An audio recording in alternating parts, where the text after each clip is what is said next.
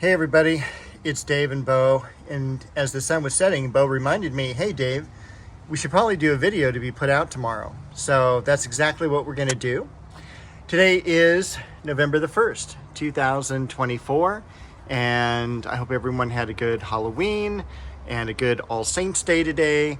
And we're gonna take a look at some of the cool things that has happened this week before the sun goes over the horizon. With as wonderful as these zinnias have been, they're starting to peter out.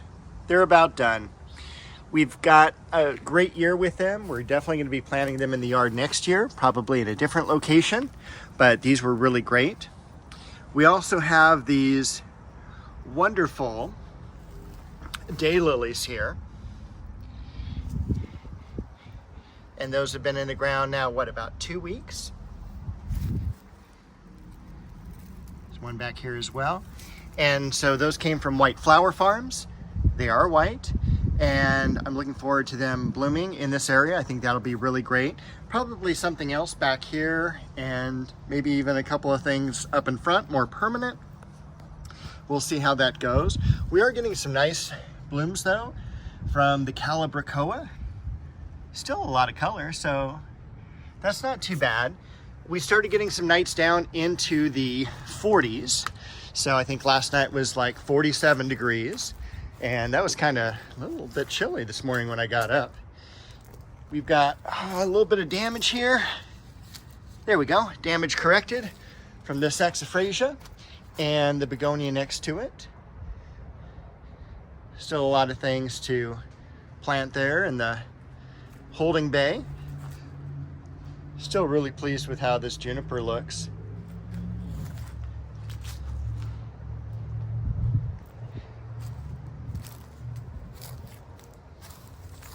Lemon balm. These beautiful daylilies here.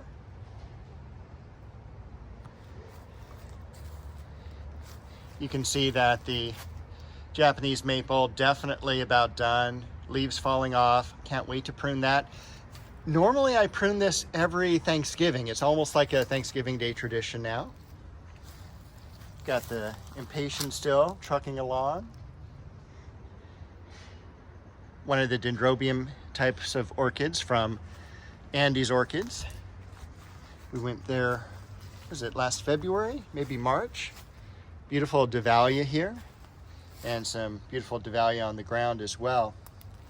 You can see the variegated Alstroemeria coming up here, and I do want to clean this area out. I have been very, very busy this week with just not only regular yard maintenance, but we did do some pruning.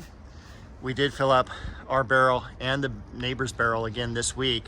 So we've been working really hard for about 5 weeks, majorly cutting everything back.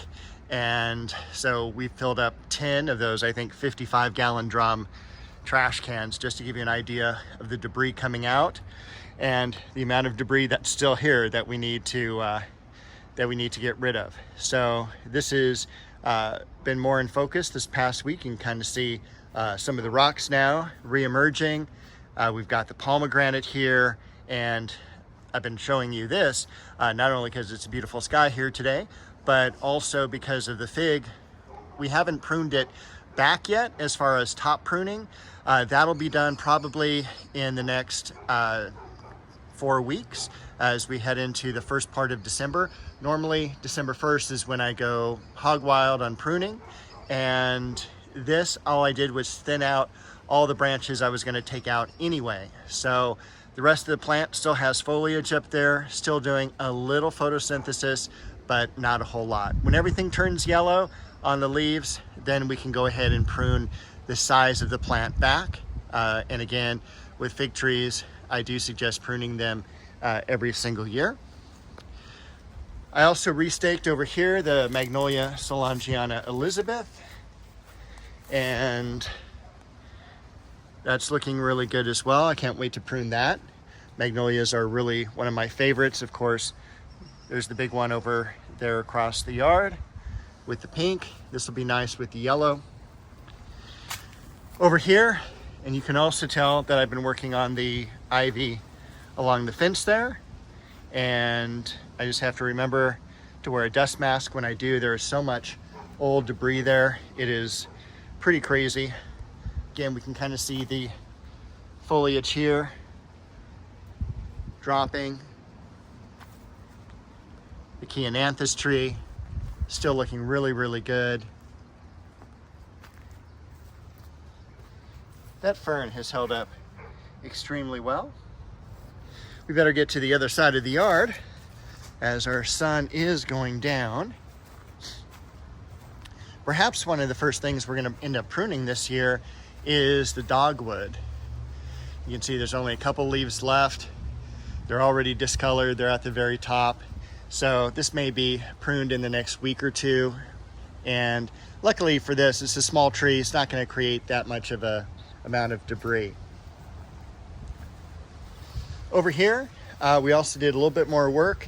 Look how nicely that ajuga and bow have been doing since we got rid of all these surrounding weeds. They've really colored up well, probably also with the cooler weather. And we've got all the lettuces around it, some romaine, also some dark leaf, loose leaf, and green loose leaf lettuces. We've got the hemlock back there and another daylily over here. I was at, where was I? Upland Nursery earlier today. I did shoot some video. I'll put at the end of our talk or walk together today of some really cool parts of that nursery. But I did pick up this. This is called Cousin It, as you can kind of see, and if you're not familiar with the Addams family, why aren't you? And Bo is right here. She's preventing me from showing you the label here, but that's what I ended up getting. This is a variety of acacia. It stays very low, and it's gonna go, boom, right here. But I don't know, maybe Bo has some other choices. We'll see. The Westringia coming into bloom, looking beautiful. Over here, you can already see the gigantic leaves coming out of the blood lily.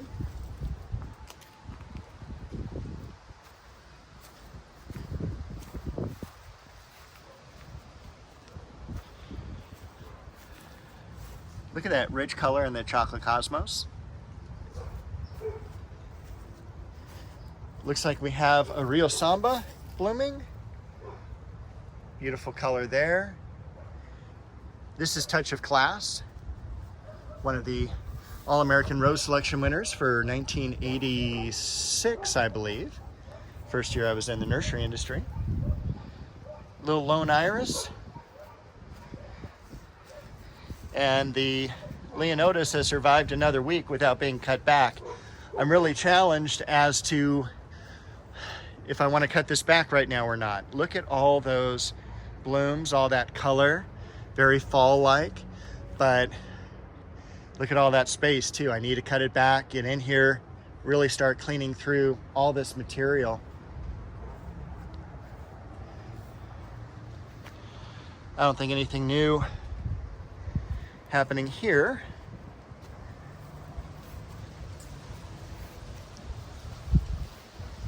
The begonia doing really well. Why don't we head out? Now, allegedly, there's a chance of rain too, by the way, next couple days. I don't think so, but we will see. So let me get the gate. I'll show you what's happening in the front yard.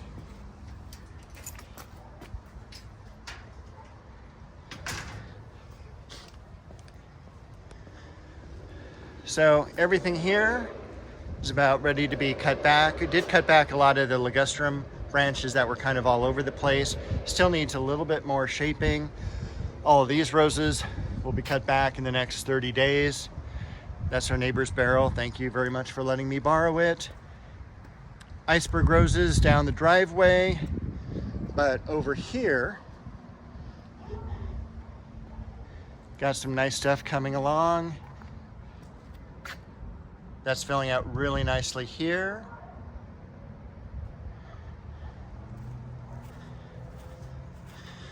We've got the ficus tree, the camellia, that's the stephanotis vine on the wall, the fortnight lilies. So again, this is about 4 weeks now, 5 weeks that these have been cut back. You can see how quickly they come back in the winter time. The xylosma bush, we did cut that back earlier as well, and primarily on this side too, keeping it away from the neighbor's house because it was getting a little bit too close over there. I also cut back a lot of the ivy that was creeping over the fence further back, and still a little bit more work to do there to be a good neighbor. One thing I did do, and I don't know if you can kind of see it here, but I pruned back between the eaves. I got back up on the roof, pruned back from the eaves the xylosma bush. And also what I noticed too was that the leaves were burned. And I can only think back in that 116-degree day, probably about 8 weeks ago now, that it got burned from the not only heat, but the reflective heat or the absorbent heat from the roof as well. So there's still more to do, still gonna cut that back even more, which is crazy, and that is filling up a lot of the trash can. And I think that is everything. Why don't we go ahead and I'll pop in some of the walkthrough of Upland Nursery. I don't talk in it. I just kind of show you some of the plants that they've got, and it's a really cool nursery and lots of stuff. So I'll be back in a minute.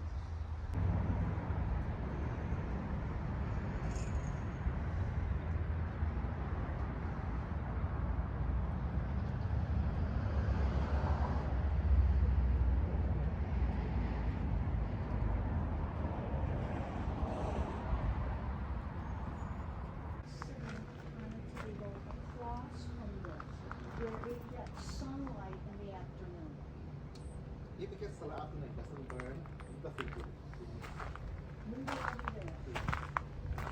If hot, if you have them not hot,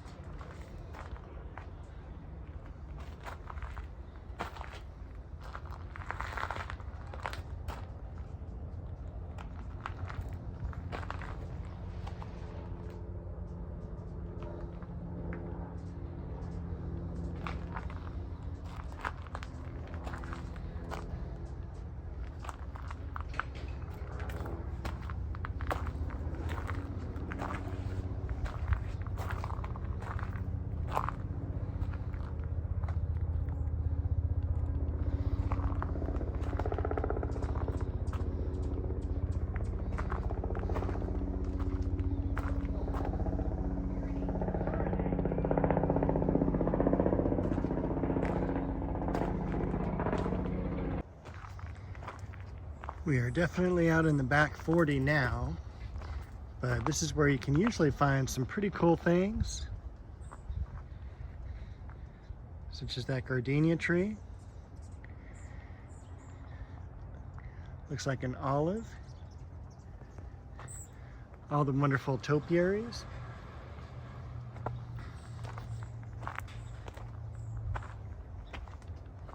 Sago palms.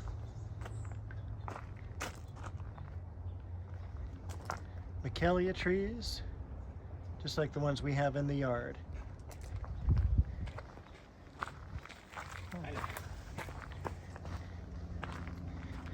Pineapple guava. And again, look at that awesome topiary.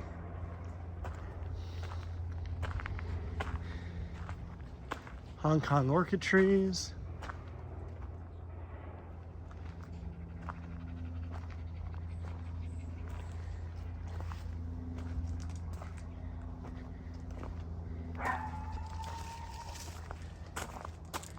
Magnolia Solangianas.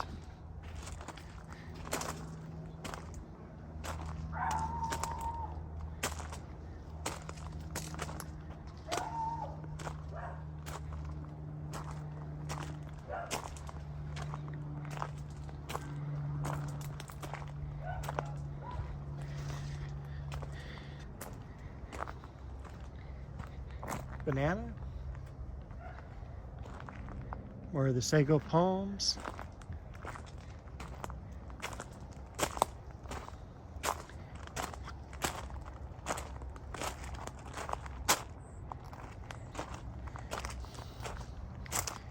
Ton of tree ferns. And then this is all their Japanese maples. The only problem, it's not really a problem, is remembering what the foliage looked like when they go dormant. So the foliage can be definitely something like this, to something smaller, more of a traditional maple. And also, of course, which ones throw off the best spring and fall color. Look at how serrated those leaves are. Beautiful Rhode Island red. And it looks like we have some avocados just over here. Okay, I lied. That was probably 7 or 8 minutes. But anyway, that's all for this week. I will see you next week. Bo will see you next week too, with a new walkthrough of the garden.